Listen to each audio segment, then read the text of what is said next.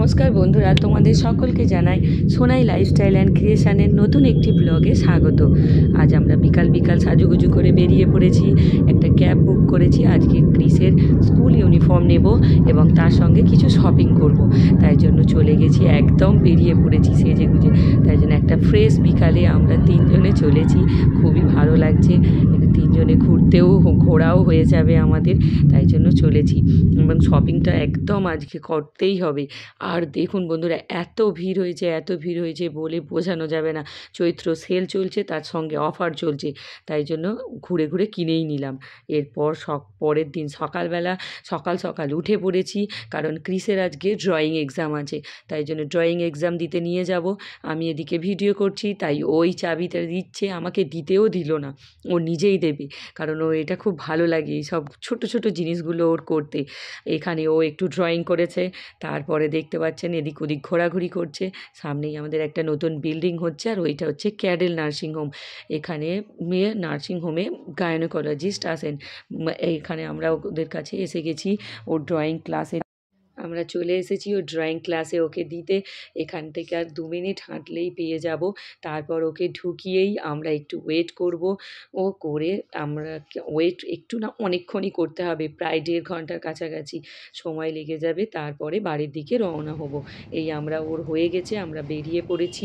রাস্তায় এত ভিড় হয়েছে, আর এত হোলি নিয়ে, রং নিয়ে গান বাজনা হচ্ছে যে কি বলবো।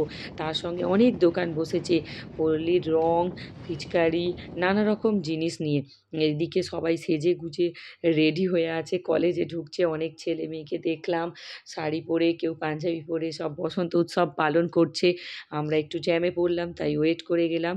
এখান থেকে যাচ্ছি, সামনেই দেখতে পাবে যে ডান দিকে পড়বে নানা রকম দোকানগুলো।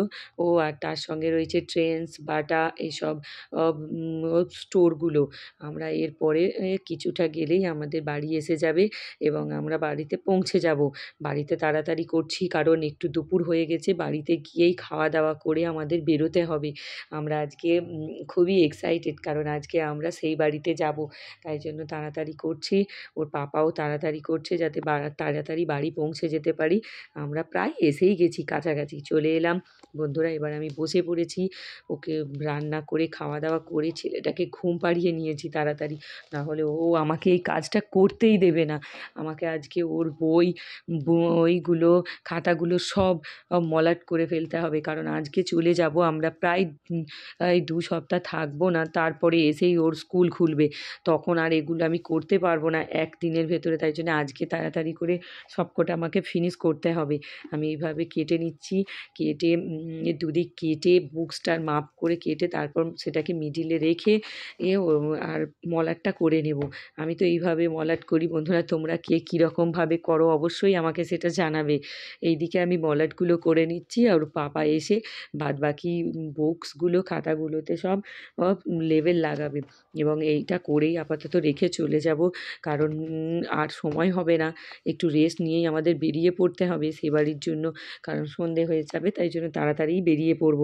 ও গিয়ে আবার একটু খেলাধুলা করতে চাই। সেখানে গেলে আসলে ওর সঙ্গী সাথী আছে তো, তাই জন্য ও খুব যাওয়ার জন্য ছটফট করে যে সেখানে কখন যাবে।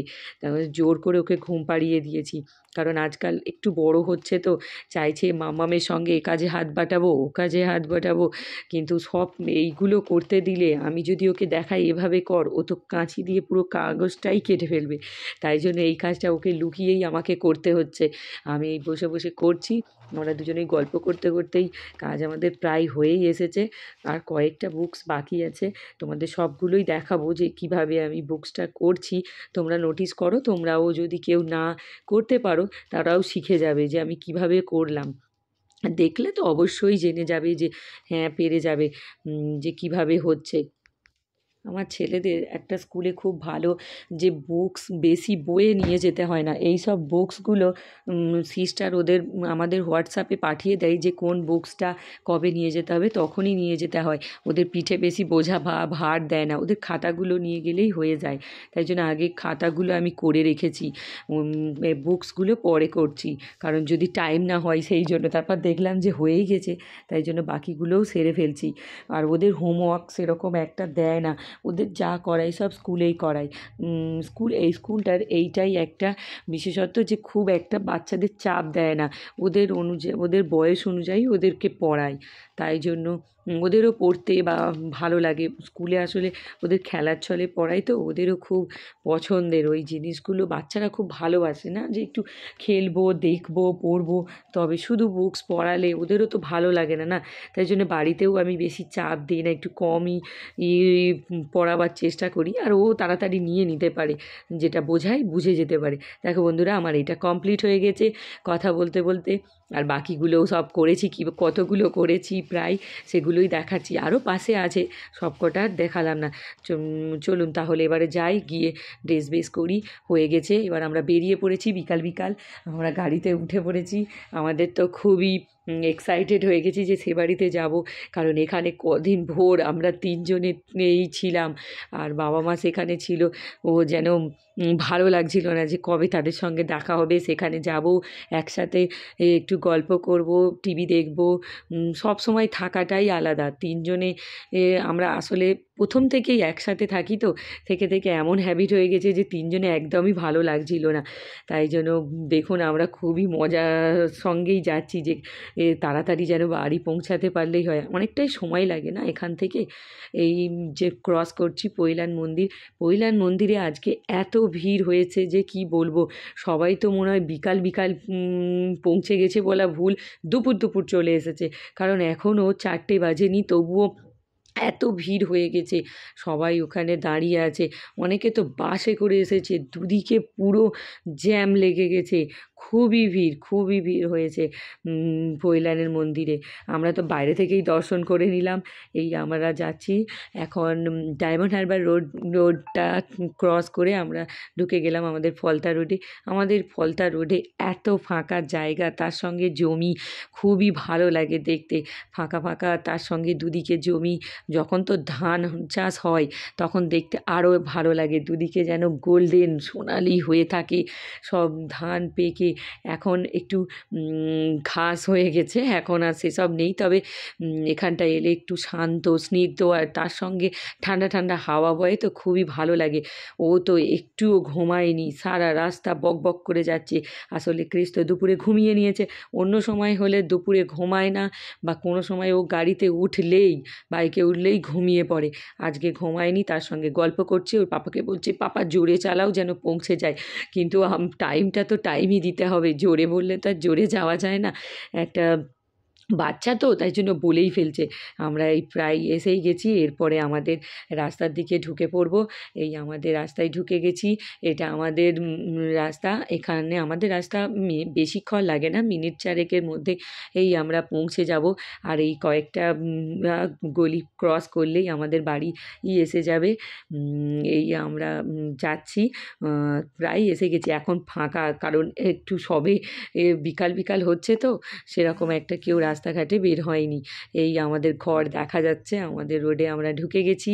আমাদেরই ফার্স্ট বাড়ি। এই মা ছাদে রয়েছে দাঁড়িয়ে, এদিকে তাকিয়ে আছে যে অনেক দিন পরে আমরা এসে গেছি বলছে। আমি এখানে নেমে পড়লাম, ওর পাপা গাড়িটা ঢোকাবে, আমি তাই জন্য ব্যাগটা নামাচ্ছি। ব্যাগ রয়েছে, আমার পিঠে ব্যাগ রয়েছে, ক্রিস আছে, আমরা তিনজনে নামছি, নেমে আর এই ঢুকবো। আমাদের এইটা গেট, এইখান থেকে এখানে আমরা পার্ক করব, করে আমি তোমাদের আজকে আমাদের রুমটাও দেখাবো। তাই ঢুকেই এলাম প্রায়। এই আমাদের ফার্স্ট ফ্লোর, এখান থেকে হয়ে আমরা ওপরে যাব। বন্ধুরা, তবে আমি বলি, আমার ভিডিওটা ভালো লেগে থাকলে লাইক, শেয়ার অ্যান্ড সাবস্ক্রাইব করতে ভুলবে না। আর পাশে থাকা বেল আইকনটা অবশ্যই প্রেস করবে, যাতে আমি নতুন কোনো ভিডিও দিলে তোমাদের কাছে নোটিফিকেশান পৌঁছে যায়।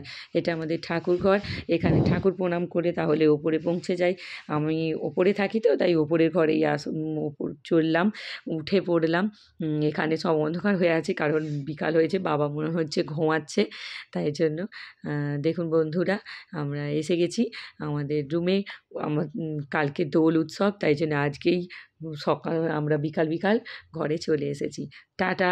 কেমন ভিডিওটা লাগলে অবশ্যই কমেন্টসে জানান।